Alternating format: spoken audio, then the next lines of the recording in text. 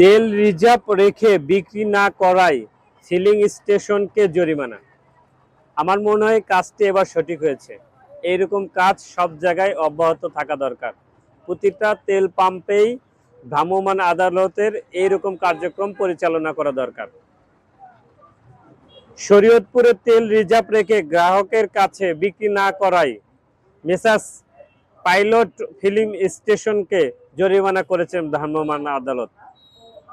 আমার মনে হয় এই কাজটি প্রতিটি জেলায়, প্রতিটি থানায় এবং প্রতিটি তেল পাম্পেই এরকম ভ্রাম্যমাণ আদালত অভিযান পরিচালনা করা দরকার।